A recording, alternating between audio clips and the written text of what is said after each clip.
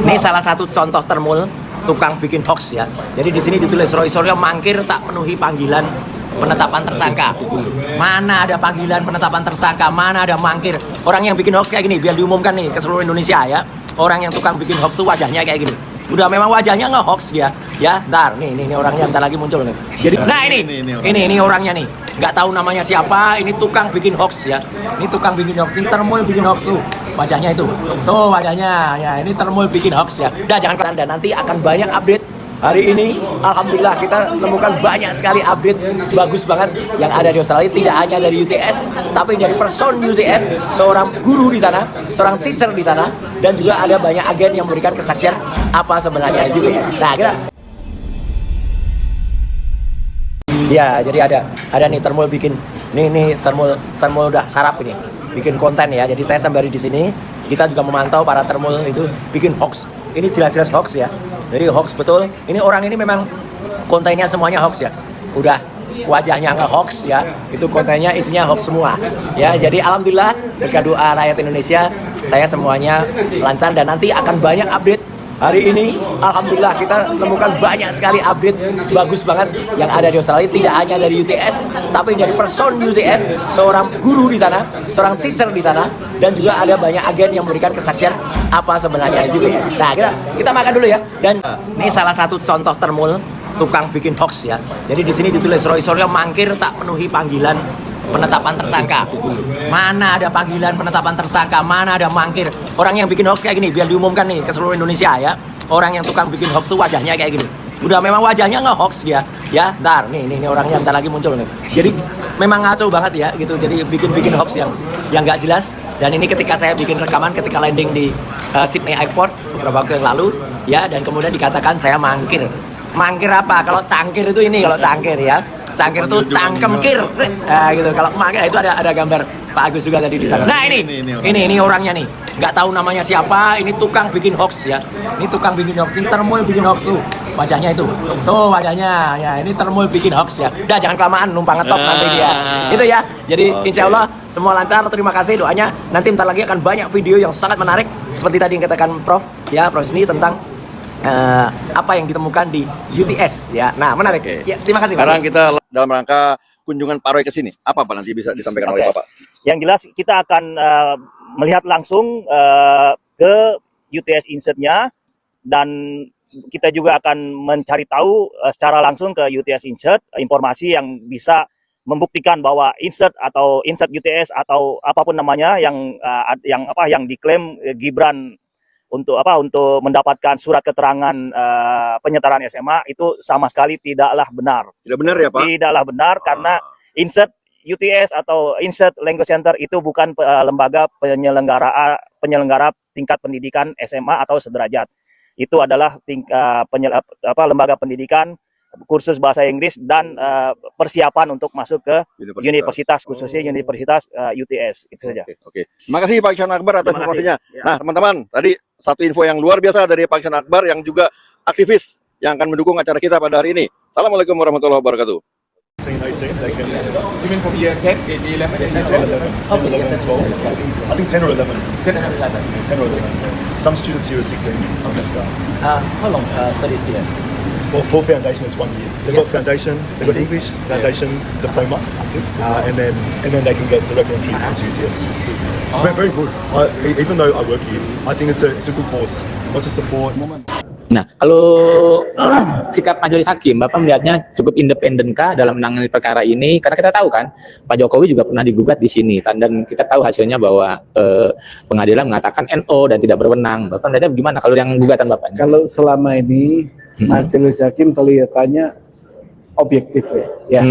Tapi kalau untuk NO atau gugatan tidak dapat diterima, saya sudah berstrategi agar hal itu tidak terjadi. Oke. Jadi saya sudah mengajukan KPU ke PT UN. Nah, itu strategi saya tuh. Karena kalau udah ditun dan ternyata putusannya dismisal, berarti kan sudah tidak ada waktu lagi ketun. maka teori hukumnya begini. Kalau tidak ada pengadilan yang berwenang mengadili, maka satu-satunya ada teori residu pengadilan namanya. Itu adalah pengadilan umum ya di sini. Lagi pula KPU itu ranahnya adalah ikut hukum acaranya Gibran. Jadi di sini. Oke. Bukan ditun. Gitu. Pak, biar pemirsa tahu nih, mungkin ada yang nggak mengikuti, Bapak menggugat KPU atau dasar apa Pak? Ke PT UN ya? Karena KPU lembaga, kalau lembaga hukum, lembaga negara, kalau melakukan perbuatan melawan hukum itu pengadilannya tun. Nah, saya gugat di sini itu dengan harapan KPU turut tergugat sebenarnya, ikut tergugat, ikut hukumnya Gibran di pengadilan inilah tempatnya. Oke, Pak, mungkin juga Bang Viewer banyak yang nggak tahu nih. Dismisal itu apa sih Pak? Bisa dijelaskan Pak? Dismisal itu artinya kena dis. Nah, kena dis itu tentang waktu. Karena di pengadilan tun waktunya cuma 90 hari. Nah, saya kena waktu itu, kena dis itu. Jadi bukannya nggak itu nggak ada artinya. Kenapa? Itu strategi saya untuk menggugat. Nah, artinya karena sudah ada tun gitu ya, strategi Bapak, artinya mau nggak mau pengadilan ini harus menuntaskan sampai ada putusan gitu ya? Iya, minimal itu. Pak, kalau seandainya NO juga gimana Pak? Yang tun? Ditun lagi? Nggak bisa, udah waktunya udah habis. Oh gitu. Kalau hukum acaranya Gibran melakukan perbuatan melawan hukum ya di sini di pengadilan umum, bukan ditun. Nah, KPU kenapa saya tarik sebagai tergugat? Karena gini loh, perbuatan melawan hukum oleh Gibran tidak akan terjadi tanpa restu KPU. Iya betul. Itu. Makanya hukumnya di sini, bukan itu. Maksud saya kalau misalnya ternyata nanti putusannya di NO juga pengadilannya menganggap tidak punya kewenangan menangani perkaranya, karena kan gugatan terhadap Pak Jokowi itu putusannya selalu begitu. Nah, harapan saya tidak begitu. Tidak ya? Iya. Karena satu-satunya pengadilan ya di sini, bukan di itu lagi. Kalau misalnya di NO juga Pak, ada niat untuk melaporkan hakimnya misalnya ke KY misalnya atau kemana gitu? Enggak, paling banding. Banding, oke. Pak, biar Pior nih refresh nih, bisa cerita dikit dong Pak, kenapa Bapak menggugat Gibran dan KPU Pak? Ya itu karena pendidikan setingkat SLTA-nya tidak memenuhi syarat undang-undang, itu aja, hanya itu. Itu intinya. Nah, gugatannya itu berdasarkan pasal 1365 perbuatan melawan hukum. Melawan hukumnya di mana? Tidak memenuhi syarat, masih mendaftar. Itu. Dan diterima oleh KPU gitu Pak ya? Artinya KPU juga harus digugat. Iya, karena teman-teman memang ketika mengikuti Pilpres sebagai Wapres, Gibran tuh hanya punya surat keterangan ya Pak ya? Kelihatannya begitu. Iya, bukan ijazah atau bukan. Dan itu surat keterangan itu emang nggak bisa, secara hukum nggak bisa dipakai ya Pak ya? Nggak bisa, karena undang-undangnya bunyinya sekolah lain yang sederajat. Bukan keterangan, bukan juga penyetaraan. Iya. Gitu. Pak, tapi ada media besar nih Pak, media mainstream yang pernah memberitakan bahwa Gibran itu memang katanya sarjana di MDIS Singapura. Ya biarin, yang saya persoalkan kan SMA-nya. Ya, karena memang nggak mungkin kalau SMA nggak ada bisa jadi sarjana Pak ya? Nah itu kesimpulannya masyarakat. Pak, harapan Bapak ke depan ya agar kasus-kasus kayak gini nggak terulang, kan ini menyangkut masalah bangsa dan negara ya Pak ya. Apalagi ini yang terpilih adalah orang di puncak pimpinan negara. Harapan Bapak apa Pak? Harapan Saya warga negara harus berani membawa persoalan ke pengadilan. Gitu. Tapi kan masalahnya Pak, banyak orang yang enggan berurusan dengan urusan hukum itu karena dianggap aparat penegak hukum, tak polisi, jaksa, pengadilan itu dianggap nggak independen. Itu gimana Pak? Itulah perjuangan, perjuangan kita sebagai warga negara yang cinta pada negaranya. Itu. Kalau kita diemin aja ada kesalahan kita diemin, repot negara ini. Ya. Roy Suryo setelah sampai di Australia mengungkap fakta yang sangat mengejutkan ya teman-teman mengenai atau terkait ijazah Gibran ya. Roy Suryo sekarang ini sedang mencari fakta di Australia yaitu ke UTS ya, dan mencari beberapa fakta tentang pendidikan Gibran ya. Di sana bertemu dengan beberapa pihak ya, yang sangat mengejutkan. Katanya ada fakta-fakta yang telah terungkap ya dari guru-guru UTS dan dari beberapa orang-orang penting di sana ya teman-teman ya. Ini sangat mengejutkan dan ini keren ya. Perjuangan Roy Suryo ini sangat luar biasa ya. Akan tetapi ada termul-termul yang membuat isu atau hoax ya, yang tidak bertanggung jawab, mengatakan bahwa Roy Suryo katanya mangkir dari panggilan tersangka ya, karena akan mau dijadikan tersangka, akan tetapi mangkir katanya gitu, padahal belum ada panggilan ya teman-teman ya.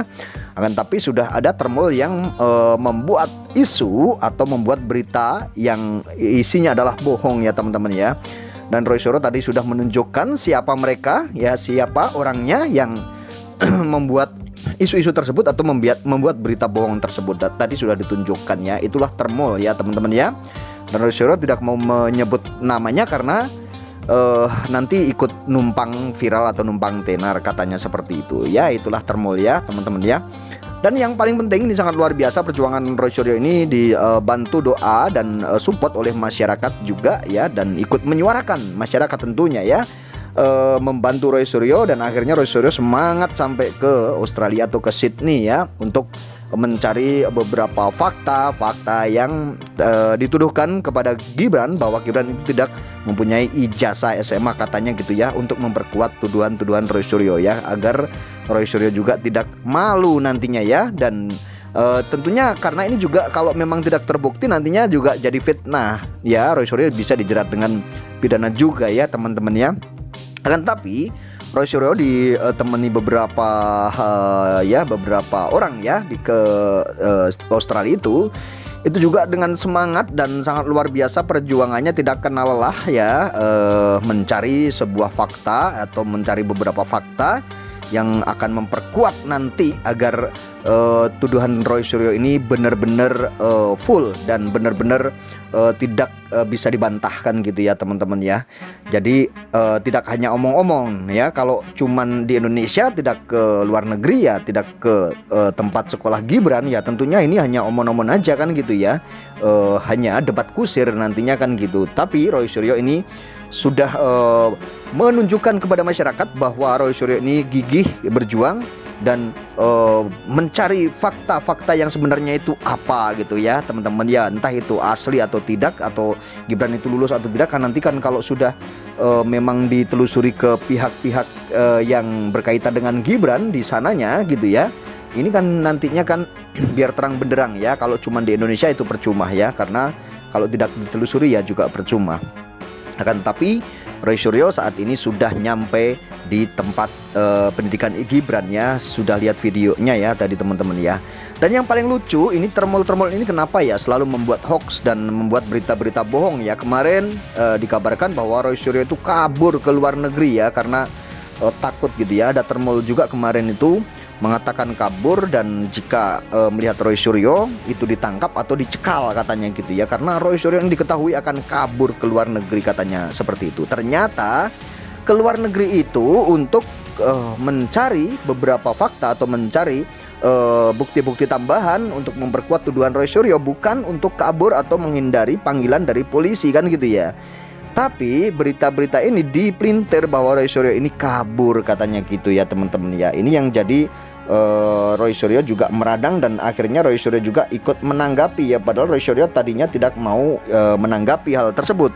Akan tetapi nggak tahu Roy Suryo ini tumben ini semangat ya dan menanggapi ya pernyataan-pernyataan termul itu ya, karena memang ini juga sudah menyangkut dan sudah menghina Roy Suryo ya, katanya kabur kan gitu ya, mau dijadikan tersangka. Akan tetapi kabur, siapa yang akan menjadikan tersangka, sedangkan dipanggil saja kan belum ya. Tapi sudah ada kabar yang tidak baik, katanya ini mangkir katanya. Ini sangat luar biasa sekali, termul-termul ini membuat suatu hoax atau membuat berita-berita yang tidak sesuai sama kenyataan ya, atau termul ini membuat berita-berita bohong. Nah begitulah pembela-pembela Pak Jokowi memang ya seperti itu ya, benar-benar keterlaluan ya, terlaluan sekali ya. Jika tidak sesuai fakta katanya Roy Suryo katanya kabur. Nah ini kan suatu fitnah ya, fitnah yang sangat luar biasa. Kalau dibilang katanya Roy Suryo kabur, ternyata Roy Suryo ini tidak kabur, dan ternyata ke Australia ini ya untuk mencari fakta tadi, karena kebenaran ini memang harus diungkapkan gitu ya.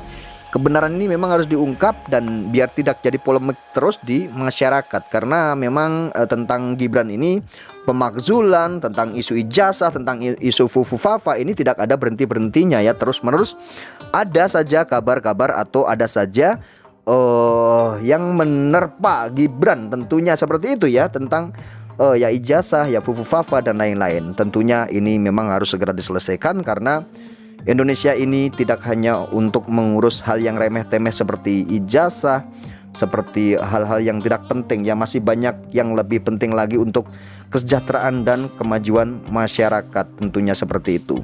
Dan kita dukung perjuangan Roy Suryo. Dan bagaimana komentar kalian dan tanggapan kalian tentang Termul yang sudah membuat berita hoax ini? Silahkan komentar di kolom komentar video saya ini.